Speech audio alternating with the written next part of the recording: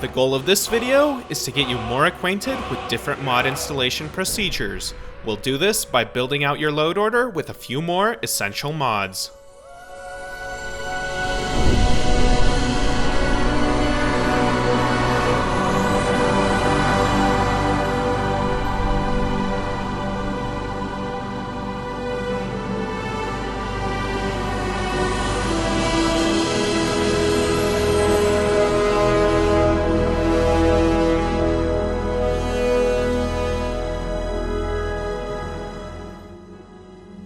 Before I go on, guys, I want to just let you know that I have a Discord channel that you can check out if you have any modding questions. Trust me, it's way more convenient than the comments section. Link to that in the description below.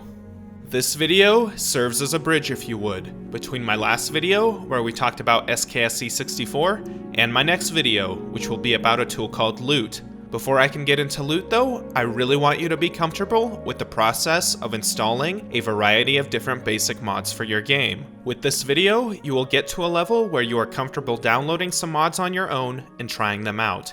In fact, after this video, I really encourage you to do that very thing. Go online, look up some popular mods, read about them, and find a few that you'd really like to experiment with in future videos. As I've stated before, I'm not here to hold your hand and tell you exactly which mods you need. I want you to be capable of doing that on your own. That being said, if you're new to modding and this is the first guide you're following, this isn't the end, and I still have a lot more videos coming down the pipe with a whole lot more for you to learn. My takeaway is, know your limitations, but also don't be afraid to be independent and make yourself think a little bit. Right, so let's get into it. This video is continuing from my previous guides, and at this point you should know the installation processes for the unofficial Skyrim Special Edition patch and the Skyrim Script Extender. These are covered in the Mod Organizer 2 intro video and the SKSE 64 video respectively, so check them out in the top right if you need a refresher. Now, I didn't just choose these mods as your first installs for any reason. First off, they're both very important for users of this guide. But secondly, and most importantly, they represent the easiest and one of the most difficult mod installations for MO2 users. That's right, guys, this is pretty much as hard as it gets when it comes to most downloads and installs. Not too bad, right? So let's go ahead and solidify that knowledge that you've learned from the last videos by installing a couple more essential mods. Again, these are mods that just about every user should have, so most of you will want these. Let's start simple. The first mod is very easy to install now that we have SKSE 64. It's called SkyUI, and I'm sure many of you have heard of it. If not, I plan to dedicate a separate video to it in the future, where I'll be going over all of its features. For now though, let me just say that it reworks the inventory user interface to better fit PC players. It does this by rescaling things, expanding lists, adding filters, a search box, and tweaking the favorites menu. It's just a cleaner interface that honestly is better than vanilla, even when using a controller. The other important thing that it does is add a settings menu for mods. The popularity of this feature is so great that many mods require SkyUI for complete functionality. With it, you don't have to use powers or books to configure settings to your liking. Again, very powerful feature and an absolute must for my guides. Head on over to the Special Edition SkyUI Nexus page. As you can see, its number is 12604. Links are down below as always too. The description is pretty barren aside from an unsupported alpha warning, but you can ignore that message as it is outdated. It was only there because SKSE 64 was an alpha at the time of this mod's release. I suggest also checking out the original OldRim page for the mod's description, as this is just a port to SSE. Go over to the files and download with Mod Manager. Once the download is finished, install it in MO2 like you would any other regular mod. The next mod we will be installing is called a Quality World Map, and its installation process is a bit different. First, however, let me explain what it does. The map in vanilla Skyrim is actually very unhelpful if you think about it. The above ground view is quite cool, but where are the roads, and how come there are clouds blocking your view? This mod fixes those issues. On top of that, it also increases the texture detail. Go to a Quality World Maps Nexus page. Its mod ID is 5804. Read the description and go to Files. You'll see that there are quite a few main download options. The three main ones are a Quality World Map 8.4, this is the Old Rim Legacy port, 9.0 Paper, and the new 9.01 Vivid. We'll be downloading the Vivid with stone roads for this tutorial. The paper one looks fantastic, but it's not as compatible with some other mods, so I suggest avoiding it if you're a beginner. Also, because we're practicing different installation processes, we'll also be downloading the Clear Map Skies optional file. This is what removes the clouds to improve map visibility. As you can see, MO2 downloads these as separate mods, but we'll be merging them so our download order looks cleaner. First, install the base A Quality World Map 9.01. This is done like any regular mod. Then, go ahead and install the Clear Map Skies. Make sure it has the same name as the base mod and install. You'll get a prompt saying that the mod already exists. We know that, we just want to combine them, so we select Merge. Now, you should see nothing new in the left pane, and that's just what we want. The Clear Map Skies files were placed into a Quality World Map. You may notice the version number is in red. That can be ignored, as we know we downloaded the most recent one. Now in most cases, merging is only necessary if a mod has a separate patch file that is designed to overwrite the base mod, or, in this case, where we probably wouldn't want to use these two mods apart from one another. Sometimes, however, you may want to use mods found on the same Nexus page individually, without merging them. Let's use Clear Map Skies again as an example. Say you want to toggle just the clouds, without touching the base Quality World Map mod.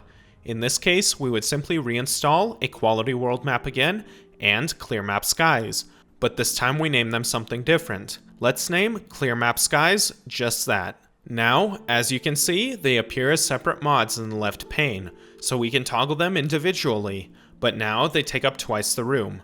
So, if you have hundreds of mods and you want to keep things clean, merging certain mods together is a good idea. To clarify, this isn't the same as merging ESP files to fit the plugin limit. This is just for MO2 neatness. Don't worry if you don't know what I mean, I just know that someone in the comments will say something if I don't make that disclaimer. The third mod of this video is called Static Mesh Improvement Mod, or SMIM for short. This is one of those mods that has been around since the early days of modding, and it still hasn't gone out of fashion. What does it do? It improves the meshes and textures on many static objects in the game, static meaning stationary, like buildings, walls, containers, and chains. This is a very brief description, so I would definitely recommend reading the mod's page to get the full list of changes. The easiest things to compare are the log house ropes and the chains on the Whiterun Bridge, both of which are now 3D. In my opinion, this mod really stretches the limits of what I consider essential, as it doesn't provide fixes or patches. But trust me, I have a good reason for making you install this mod, and that reason is a FOMod installer. Let's go over to the SMIM Nexus page and download the mod so I can show you what I'm talking about. Its number is 659. Again, read the description and download the mod with Mod Manager. Install SMIM from the MO2 Downloads tab by double-clicking. As you can see, the page that we are used to seeing when installing mods is a little bit different this time around, and this is what's known as a FOMod installer. This is basically a small program that runs during installation and allows you to pick and choose which parts of the mod you want to install. Behind the scenes, this program takes files from the mod's archive, where all the options are packaged, and only copies the ones that you want to the installed mod. Simple, right? Absolutely. FOMod installers are most often seen in mods that have many patches for other mods, or, like in this case, graphical mods, where mod authors sometimes create multiple textures so the user can pick one based on their personal taste. Some FOMod installers even detect the mods you are currently running and automatically select the files or patches that need to be used with them. The basic procedure for using FOMod installers is simple. Just go through and check what you want to use. The problem I see though is that many beginner modders will often go through these quickly and choose their files without actually reading what they do. And while for mods like this that only modify textures and meshes, nothing truly game-breaking can happen, mods that have many patches need to be navigated with care to avoid mod incompatibilities. Usually, mod authors are even kind enough to write a paragraph or two about each specific option, so you may as well go through, take your time, and choose the option that's right for you. It will probably even save you some frustration later on down the line. Okay, let's go ahead and walk through SMIM's FOMod installer. As you can see, the first page asks what kind of installation we prefer. We can choose everything, light, very light, or custom. Under normal circumstances, I recommend installing everything, but because we are here to learn about faux mods, we'll select custom.